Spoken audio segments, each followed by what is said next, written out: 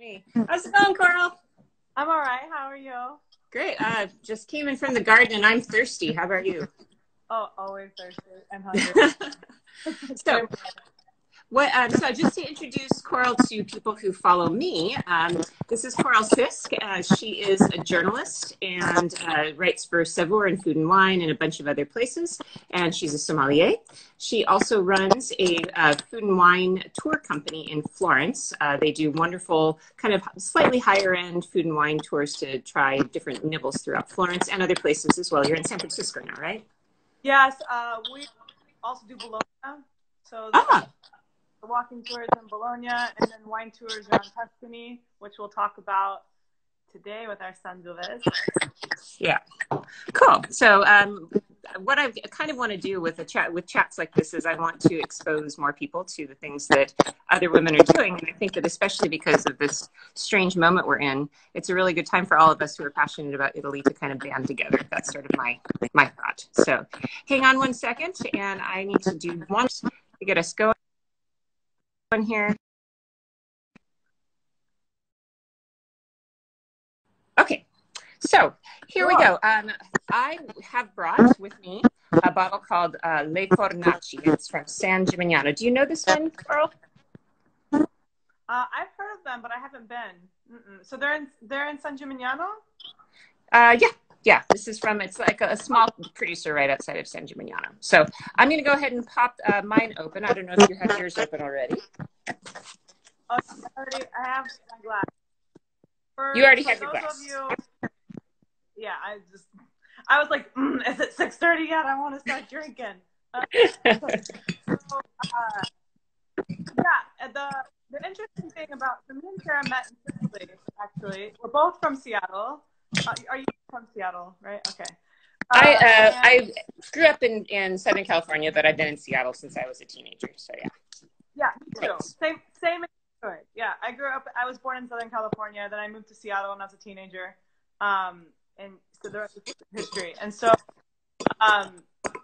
we met in Sicily and we got to do wine tasting together in some wineries around Sicily.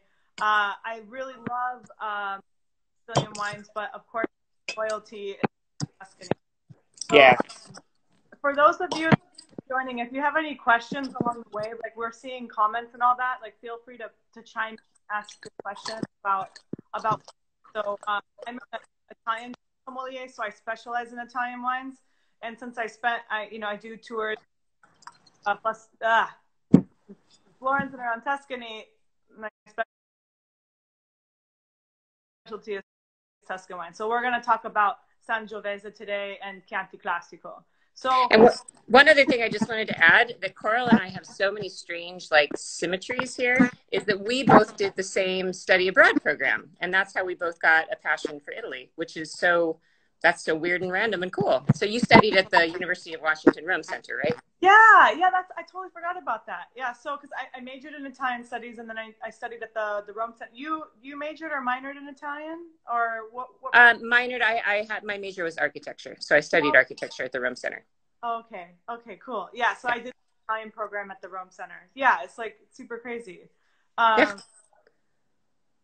Yeah, so, totally random. And we actually met, I think, just on social media, and then we had a friend in common, and then we both ran into each other at a winery in Sicily, and I was like, hey, I'm researching a Sicily book. Do you want to come with me? And you were like, cool. So. Oh yeah, you jogged my memory perfectly. So we'll tell Sicily that we're drinking from Tuscany.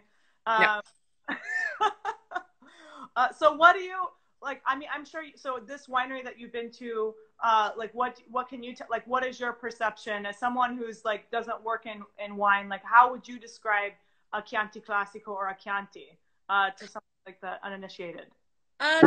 For me, the way I like to talk about Chiantis when I'm talking with my tour groups, for example, is that Chiantis are a little bit more of an acidic wine. They're a little bit bolder flavored. And what I like that in a wine, just in general, even if I'm just going to drink something. But they're especially good for pairing with kind of greasy foods, fatty foods like cinghiale or something like this. So good. It's a good counterpoint to heavier foods. Oh, totally. Yeah. So The interesting thing is, so I just want to clarify, like, I do wine tastings in San Francisco occasionally. I split my time between San Francisco and Florence. And one of the most common questions that I get is, oh, like, what's a Chianti? They think Chianti is a grape. And Chianti is actually like a geographical region. And so in Italian wines, the wines are usually named after the region that they come from. So it's really murky for wine drinkers and consumers because you have to know that in Chianti Classico that they make Sangiovese. You have to know that every single name of a wine, like the grapes that they're growing. So the one that you're drinking is from Chianti, and then there's Chianti Classico, which are two distinct regions. But yes, and I have one of those with me too, but we're not opening it because it's too expensive. She asked me, like, which one should I open? And she has a Gran Selezione from, what was it, 2000 and, what year is that from? 2013. This is from Verenzano in Florence, which is one of my favorite little spots in Florence. And the Sassello. It's like a super Tuscan almost, but it's a Chianti Classico anyway. So I was telling her she should save that for like a special meal because the Gran Selezione is the highest quality standard that you can get in a Chianti Classico. Yeah, you're absolutely right. Like, it's a fantastic Chianti Classico, or Chianti wines in general are fantastic for wild boar. I always say, like, what grows together goes together. And so when you think about Tuscan food, it's like there's lots of wild boar, there's lots of meat dishes, there's lots of stews. I also think it's a great soup wine. So like ribollita. Yeah. Like, depending on the Chianti that you get, if it's a lighter style of Chianti, not the one you had is a big bolder wine that you want to have with like a nice, rich, greasy meat stew. But like the lighter versions of Chianti or Chianti Classico are perfect for like a ribollita. Or I made this little board. This is my favorite pairing for Chianti is like salami and pecorino cheese.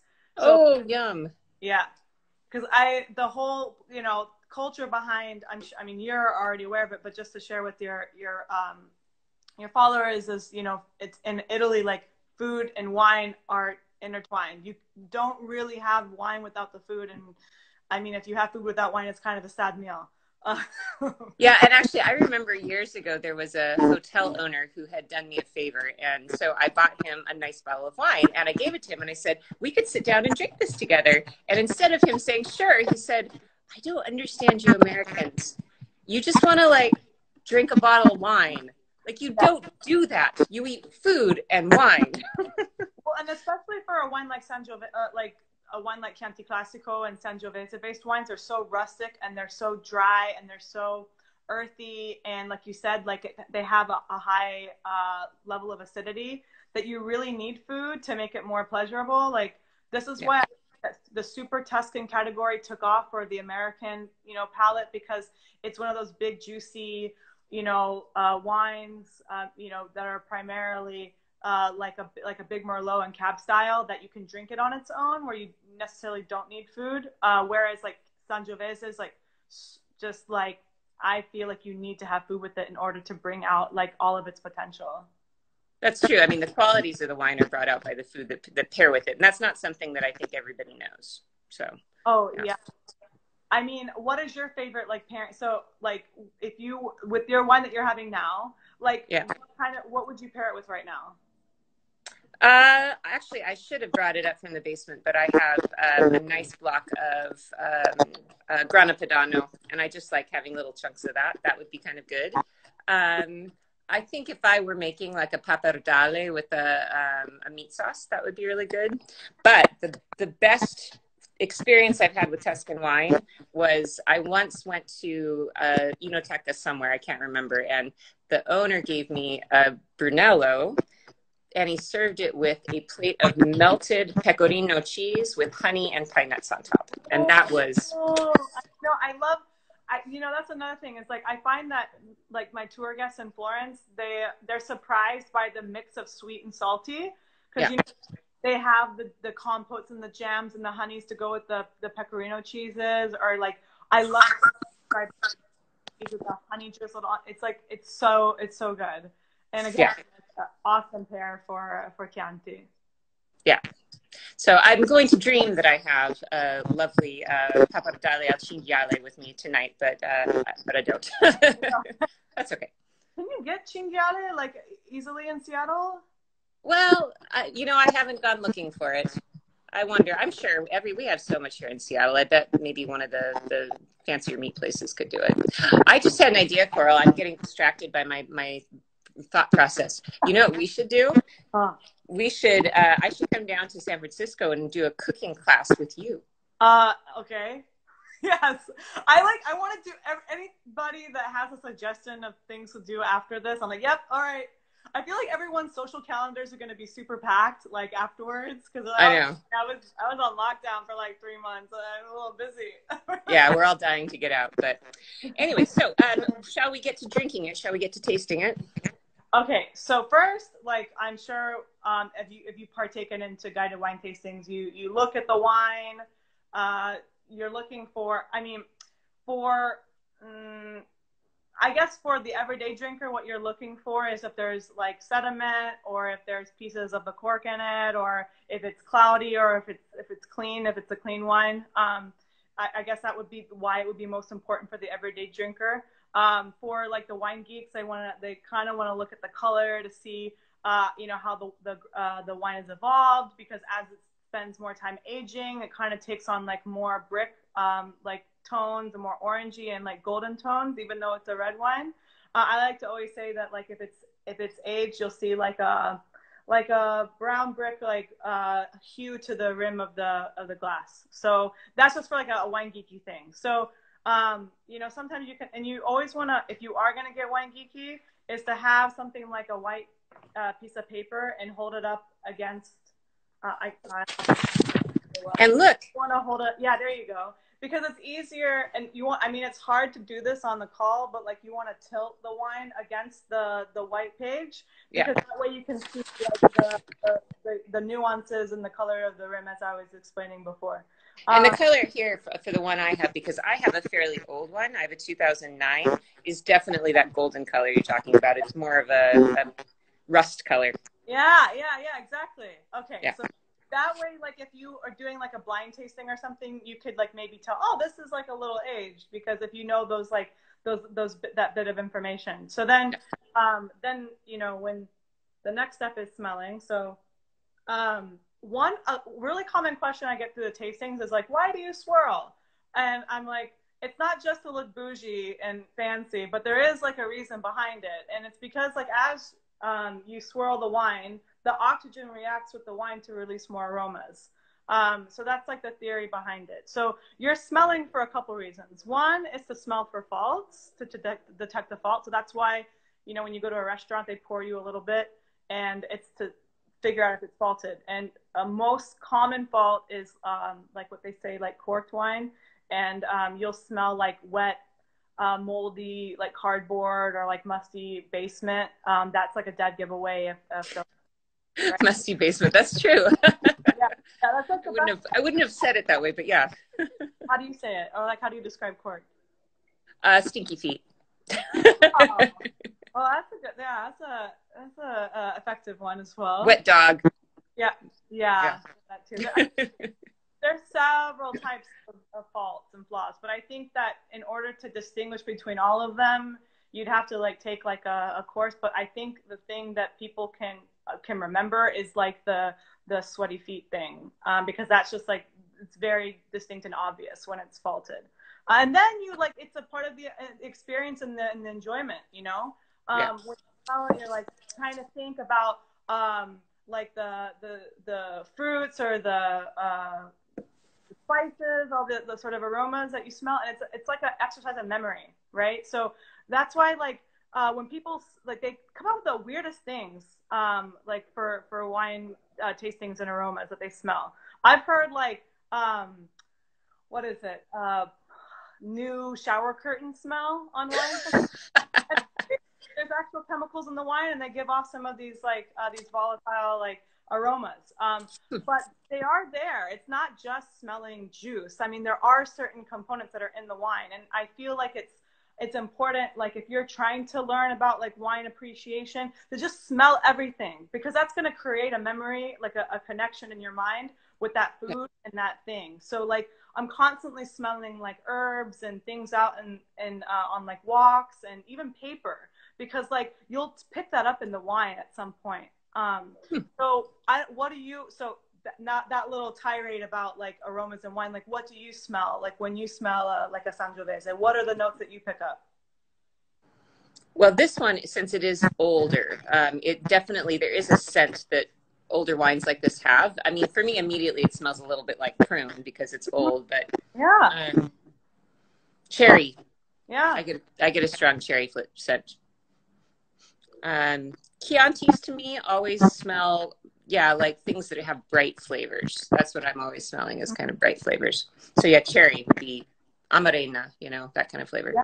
Oh, totally. Yeah. Somebody said they smell cherries in their Chianti Classico. That's like a dead giveaway. Another dead giveaway for me is smelling violets. I don't know if anyone has that connection of what a violet smells like, but you always smell like something floral with the Chianti. And the difference between, say, like a Nebbiolo, like a Barolo, is that you would smell roses, you know, in like a Nebbiolo or a Barolo, versus a Chianti Classico where you're going to smell violets. So there are even distinct floral nuances between like these important Italian wines. I find it super fascinating. Huh. I've never associated roses and Barolo, but I'll have to think about that. I'll have to test that theory, I think. Yeah, and you know, if you next time you go shopping for Italian wine, you'll find a lot of Barolos with the rose on the label. Like a lot of those have rose because it's like very known for having like this component. Yeah, yeah. I didn't know that. That's what's so cool. You think about the flower or the food, and then smell and see if you can find it in your glass. Yeah. Huh. The one thing I always want to point out, though, is if you don't smell that stuff, it's okay. Yeah, it's very true. Thank you. Because I think that wine can be super intimidating to people because it's like, you know, I don't smell this or that. And it's like, it's so subjective. It's true that there's science behind it and there are chemicals in it that release those aromas. But ultimately, it comes down to your enjoyment and what you smell from it and what you taste from it and if you like it, you know? Yeah. So, like another thing is like people think that expensive wine has to be good. Oh, if it's expensive, it has to be good. Like so like this Chianti that I'm drinking, like, well, in Italy at least, it like would cost like, I don't know, like 15 euros or something like that, right? That doesn't mean that it's not a bad, doesn't mean it's a bad wine just because it's under 20 euros. It's something that I like, you know, so whatever you like is basically like what's going to matter. Yeah. I think that's the key to wine, is that, you know, it's interesting, and it's like a process to compare wines with different flowers or fruits or flavors that we're reminded of. But at the bottom, it doesn't really matter because it's what you like. Yeah. Yeah. So, totally. yeah, I agree with that. So if you like a big gemmy Cabernet, like that's totally cool. I'm not into Napa Cabs, for example. Like I've really tried to get into, like, I mean, there are some good like producers in California. I don't want to poo-poo on them, but it's just not my style. I like more dry, earthy, like Italian, rustic, like in Campania, you know, style of wines, you know. So, but some people don't like that. They don't like the bitterness too. So, like a lot of like wines and like Chiantis, especially, are like can be quite bitter, and some Americans like can't swing with it. Like they like the fruity, juicy, like slightly sweet, you know, perception of the wine. Well, this is what I've been raised on, so this is what I like. I mean, obviously, both of us have been raised on the Italian stuff, so. Well, I'm ready to give it a taste, personally, so I'm going to dig in. One thing I like to, I mean, you totally know how to wine taste. You've been on wine tours and stuff like that. This is just more for like who's ever watching. But what I'm sure that some of you have seen, like when people take a sip and they like swish it around. Again, this is like not something to be bougie about. I mean, there is a technique behind it, and it's because, again, when you swish it around, you're getting oxygen, and you're like kind of spraying it all over your palate, so that like there's different receptors on your tongue, right, that detect different flavors. So you're able to get a complete picture of like what that wine tastes like. So what is your technique? Because I have my way of doing it. What is your technique? So it doesn't look sexy, guys. So I know. Yeah, go ahead. Olive oil. It's like this is the same technique when tasting olive oil, but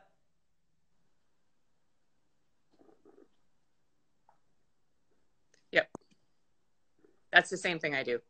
Yeah. Um,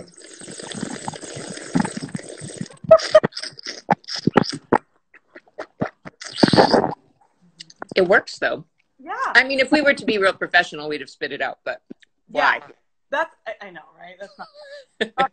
Only if you are at like a wine tasting, you should be spitting because your palate's going to get exhausted after like, you know, after like a glass or two of wine. You can't detect anything after that. If you're doing a tasting and there's like 100 different producers at the expo or whatever, yeah, you should be spitting.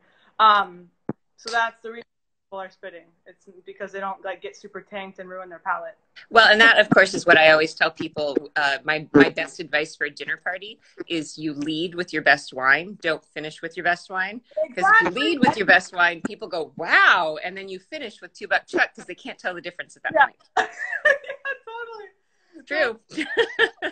What I like to do is that of course, now I'm giving away my secrets, but if I'm having a dinner party, I'll take the cheaper wine and I'll put it into a really pretty decanter. So it looks nice. So after they've had the nice wine, then I just bring out the decanter, which looks like more of the nice wine. Oh, yeah. I wonder if people have questions about, I get that a lot. People ask me about like, when do you decant and why do you decant and all of that. Yeah. And I see like the toppers, like on top of the bottles that people like put on to automatically decant as they pour through. And sometimes I'm not really into them, to be honest, unless it's like a super aged wine or a wine that's a little bit like what they say reduced, where it's been closed up for a while and needs to breathe, so to speak. But you don't want to do that with a young wine because you're just going to make it go flat like super quick. So yeah. I feel like for people, just as a good rule of thumb, I mean, there's some nuances to that, as there always is to save the decanter for either a party trick at dinner or for aged wines that they need time to open up versus having to open it and like get air for like, I don't know, several hours or even overnight. This wine would have benefited from that, honestly. It's a little odd. It needs some time. Yeah? Yeah. Okay, we tasted it and we showed, but like, what are we tasting? Like, what did you taste from that? And that's interesting now that you have this aged wine. It's got a very strong cherry flavor. I think it's right. You know how wines basically, as they age, this is from 2009, and a Chianti of this quality is not really meant to age as long as I've let it go. And wines kind of have a bell curve sort of thing. Like they get better, better, better, better, better, better. And then all of a sudden they go, and I'm kind of on just past the hump. It's just past when it probably would have been ideal to drink. So it's fine, but I think it's a little overaged. It has a little bit of it's like I don't know, dirt kind of taste in it. I can't really explain it, but yeah, it definitely, because I do drink more than my share of wine, I can tell it's a little past its prime. So it's lost of its acidity, like its brightness, its fruit. It's just kind of like flat, dirty. It's just aged in a way that a Chianti, it's not flattering on a Chianti.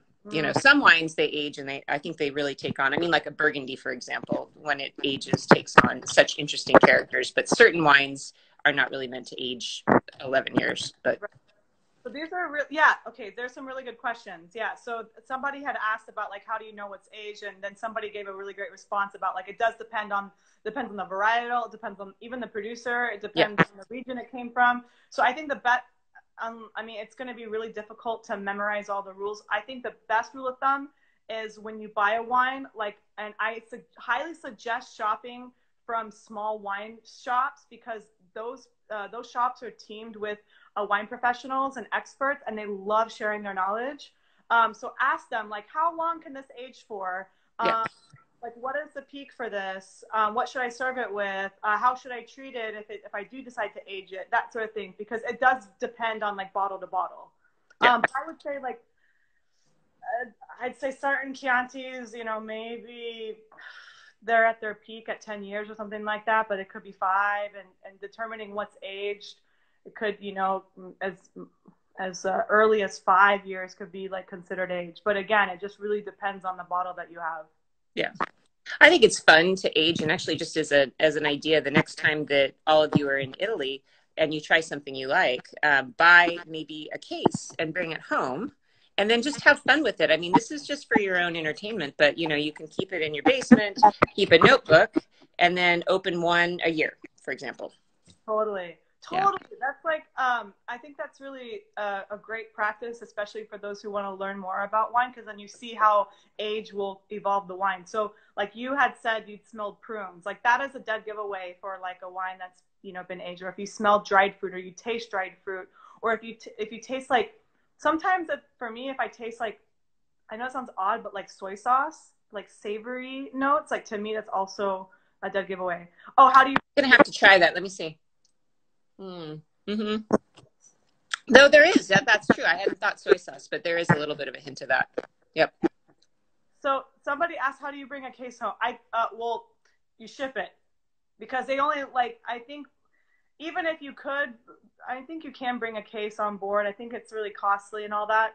I highly suggest getting it shipped, because people on my tours have done that, and what they've done is you can buy a full case, a box of wine, and then you can check it as a piece of luggage, basically.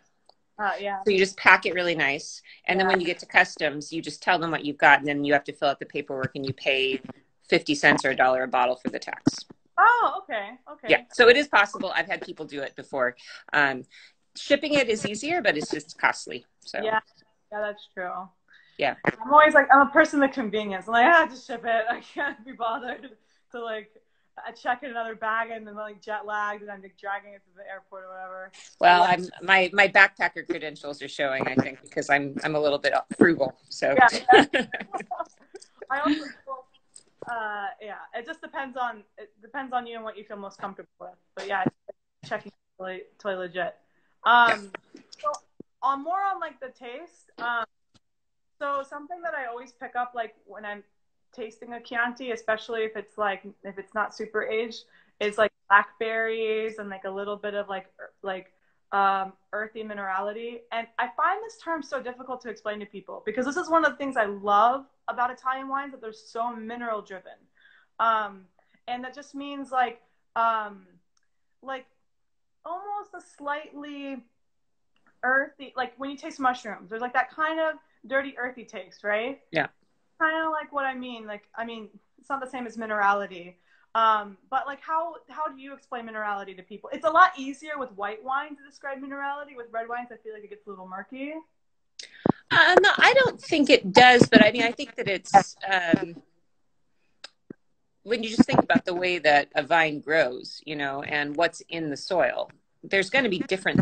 It's just like growing a regular plant. It's like growing flowers, you know. Some flowers are going to grow, like hydrangeas will be purple in one soil, but pink in another, but blue in another, because of the minerals, because they soak up those minerals. And it's the same with the grapes. They're soaking up different minerals, which are going to give them different characteristics.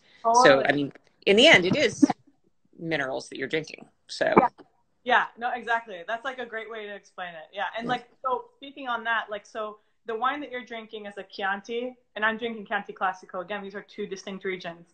But you're drinking from Colli Senesi, which is like the most, well, it's considered like one of the most prized sub-regions within Chianti. Because within Chianti, the area, there's like 7 different, like kind of small satellites within that.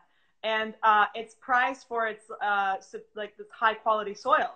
And again, like, you know, when you talk to an Italian about wine, they will talk about the soil. They're going to talk about like where it was in the elevation. Like you can't talk about Italian wine without talking about the soil. And like, just for those who are like interested, there's this really cool video tutorial that I saw that Wine Folly did, where she like tasted all these different rocks and like described them. And that's like, it was so effective to like create, again, that memory and that understanding of like how like minerality like seeps into the taste of the wine. Mm-hmm. So she's looking like limestone, like talking about like how that tastes. Like it's super great. It's like well, that's one way to do it. You know, I'll stick with the wine, but I don't know. Don't lick the rocks. Don't try that at home. Wine is actually in Seattle too. Like it's just like so funny, all the Seattle connection stuff. Yeah, I know. Symmetry. So one of the things I wanted to let people know about who are watching is that if you don't know Coral, we as a group of tour guides and female entrepreneurs in Italy are suddenly unemployed. So we're thinking about creative ways that we can teach and share our love of our subjects from afar. And so, Coral, can you tell us what you're doing to share your love of Italy while we are not in Italy? Sure. Well, I do a couple things. I started promoting online experiences, so to speak. So because my food tour company also organizes cooking classes, so I have a team in Italy that I partner with that does a lot of our tours and cooking classes. So there are online adapted formats of cooking classes and then online food tours where so I have this like Easter themed food tour going on like tomorrow and Saturday. And I gave people like a list of a few foods to bring so that the guide, you know, has a conference call with them like through Zoom and like talks about the food that they're eating and how it relates to like the Easter menu and the traditions and the meaning behind those foods. And then other like sort of guided wine tastings because the guides that we work with also are sommeliers. Like one of them, for example, is a food historian. So she'll go into like the history of like a particular food and dish. So that's one of the ways that I'm kind of, I guess, that whole term pivoting that I'm doing. And then also we've had a food club for a while where they're kind of curated food boxes from Florence with a partnering like food larder that I've been working with for several years. And so we put together like specialty foods and then send them to you. So that's like another pivot that we're currently doing while we can't eat together and drink together. Well, I think that it's not a pivot so much as it is just broadening what we already do. I think of us as like octopus, you know, we have all these arms of all these talents and things that we do. We're just growing a new arm. That's all. Yeah. Yeah. It's kind of interesting. You know, like I said, I've had the food club for a while and they were, you know, usually like seasonal. So like, you know, spring box or the Easter theme box or with Christmas and then summer and fall just to kind of celebrate like the seasonality. So I'm kind of glad that we already had that going, and now this online lesson format is going to be interesting to see how that you know, how that continues. But I think that a lot of people are interested in distance learning anyways. For people, you know. Yeah. Well, I mean, that's what we're doing now too, is we're trying to figure out how can we keep being guides even if we're not there. Some people were asking about the food box you're doing right now. So it's through CuriousAppetite.com, right? So my handle is Curious Appetite on Instagram, and my website is CuriousAppetiteTravel.com. I wonder if I can type it out here on the comment and if people can see. And what's in your box? It's a ciambella, not ciambella. It's a columba this month. Curious Appetite. Oh my gosh!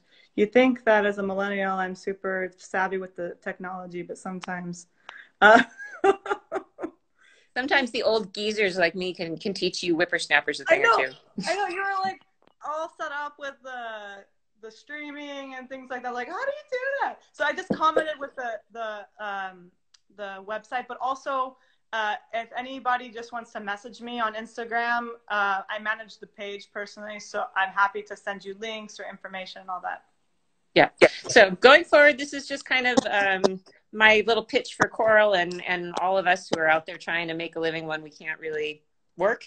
That I think this is really innovative what you're doing with these cooking classes online and with your boxes that you're sending out. I'm sorely tempted to get myself a Columba because I'm going to be missing that this weekend. It's my favorite Easter cake. So maybe I'll have to save my pennies and order a little box to be delivered in a few weeks. So anyway, it's been a delight, Coral. Thank you so much for joining me tonight. And salute. Cheers to you. Health above all. Salute. And I hope we can get together again online here or YouTube or Facebook and have another glass of wine. Maybe we can crack into one of my Brunellos. That would be kind of fun. Okay. Yeah. Oh, that would be so fun. Yeah. This was great. So anytime you want to chat wine, I'm here.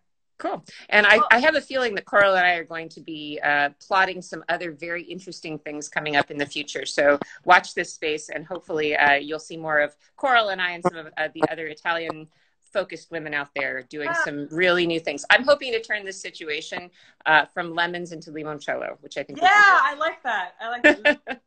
All right, darling. Thank you so much. And buona serata. And thank you all of you for joining us tonight. I'm going to post this video on YouTube as well as on my Facebook page if you'd like to rewatch it. But join us again. We'll do another wine tasting and maybe a cooking class. And you can go to CuriousAppetiteTravel.com if you want to sign up for one of her kind of online cooking classes, which would be a cool experience. Okay. Buona serata. Ciao, Coral. Ciao.